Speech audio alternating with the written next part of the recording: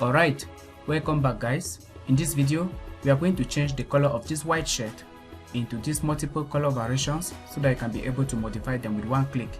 So let's get inside Photoshop and let me show you how.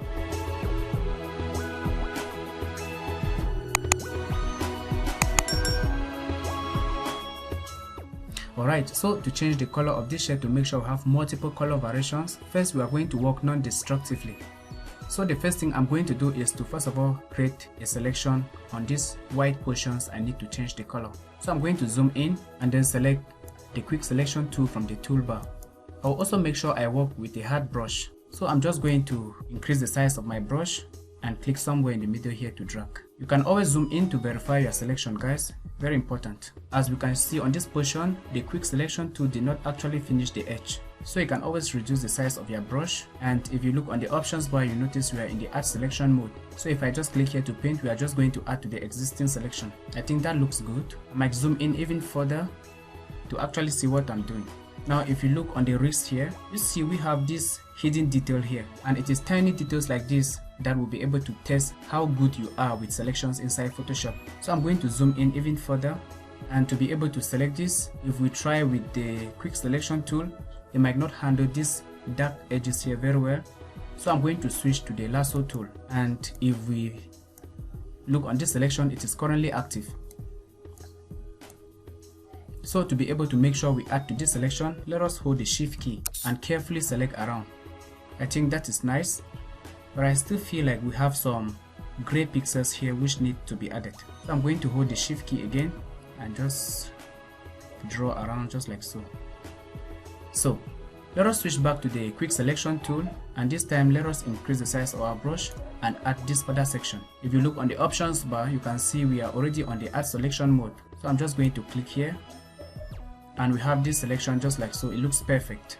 So let us hold the space bar to go to the upper section, and I will zoom in somewhere like so, because we need to include the color right here. I think for this portion, I'm going to switch to the lasso tool, and again I'll hold the shift key and just create a lasso around this selection. Don't bother selecting too much, you can always hold the alt key to remove unwanted portions. Alright, I think let us inspect the chin portion right here. Again, still with the lasso tool, I'm going to hold the shift key to add this missing portion.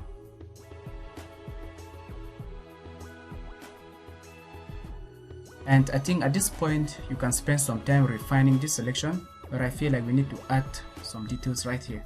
Nice. Once you have your selection established, the next thing you will do will be to save the selection so that you can come back to it in the future and modify it. So let us go to select and then choose save selection. Give a proper name and say OK. Now we have this selection saved, and let us say in the future if you ever come back and this selection is deselected just like so, you can always go to select and then you choose load selection and click on this pull down menu to select the selection from here, then click OK. Now you can see the selection is restored.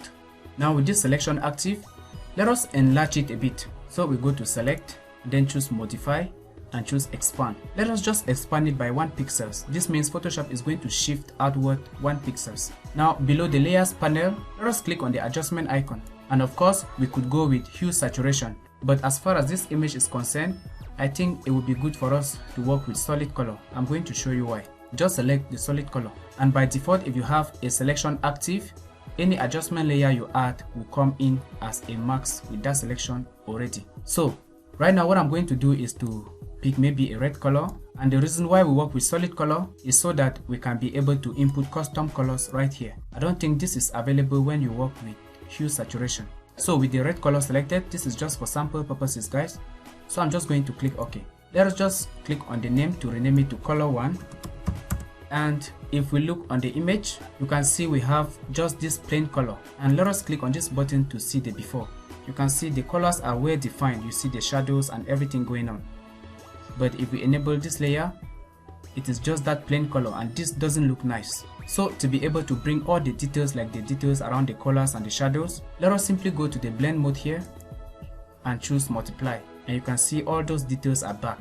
Again, the reason why it is good to work like this with a solid color is so that we can be able to duplicate this and manually input different custom colors if you want to. So for example, I can come here, double click on the color thumbnail, and maybe I choose this color, and you see how it reflects here on the screen instantly. So I think I like this color, it is very nice, so I'm just going to click OK. Now to add another color variations to the shirt, let us select the layer and then press Ctrl-Alt-J to duplicate the layer, and I will just change the name to color 2 and say OK. Now let us hide this color layer and double click on this icon to bring the color picker again. Now I'm just going to drag the hue slider up a little to the blues, and by doing that we have this color variation. Let us add one more, maybe a pink color. So Ctrl-Alt-J, and when you hold the Alt key, you first open the new layer dialog box. This one will be color 3, and the good thing about this is that you can always double click on the layer's thumbnail, and if you have a specific color from your employer or your client, you can input that specific color value here. In this case, since we need to pick another color, I'll just go towards the pink, and voila, it looks absolutely wonderful. So I'll just say OK, and you can continue with these procedures to add different color variations to this particular document and send to your client.